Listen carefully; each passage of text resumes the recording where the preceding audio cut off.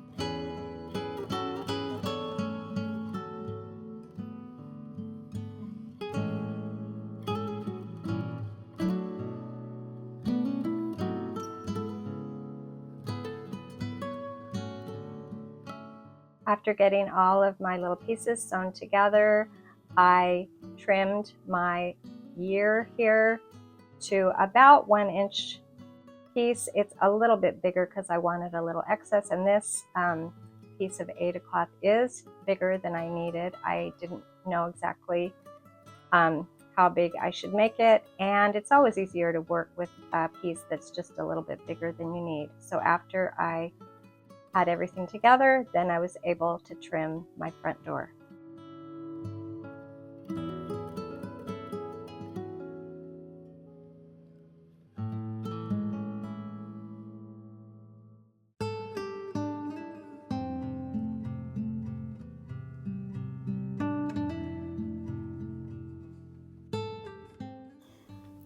Here's one of the doors that I tried to make, and I put the rickrack right onto the back. Sometimes you want to stick the rickrack in the seam, but I didn't want to go to that trouble, and I think it looks just fine to attach the rickrack to the back of this ornament.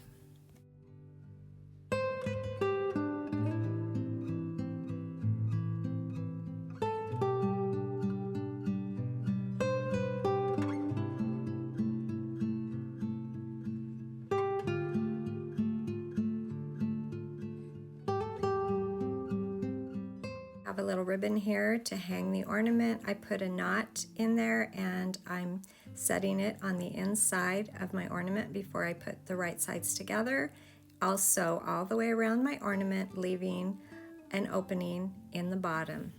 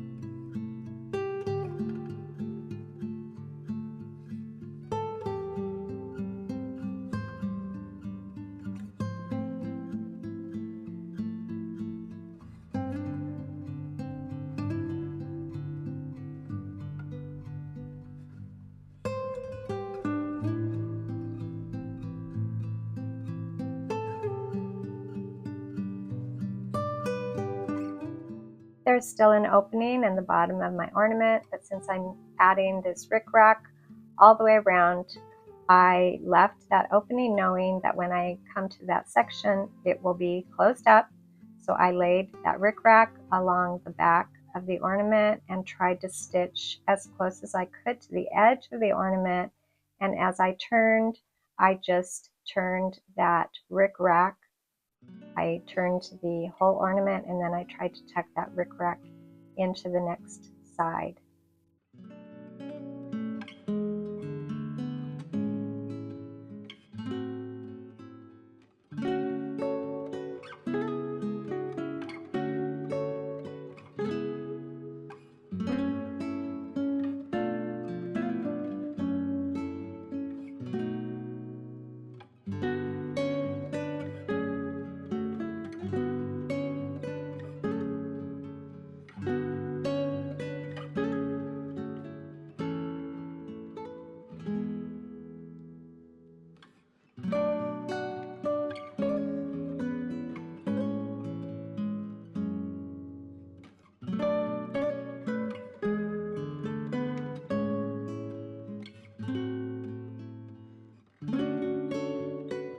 Now it's time to add a doorknob and a wreath.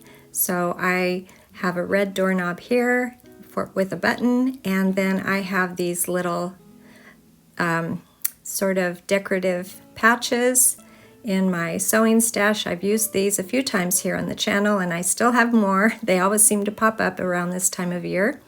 I also had that pretty silver and gold wreath that I got from some wrapping paper. As I was wrapping gifts, I ran into this. It was on a gift tag, so I took it off and now it's in my sewing room, and I may put it on another of these door ornaments. I think it's really pretty and it's the perfect size. I'm just not sure the color is appropriate for this ornament that I'm making right here.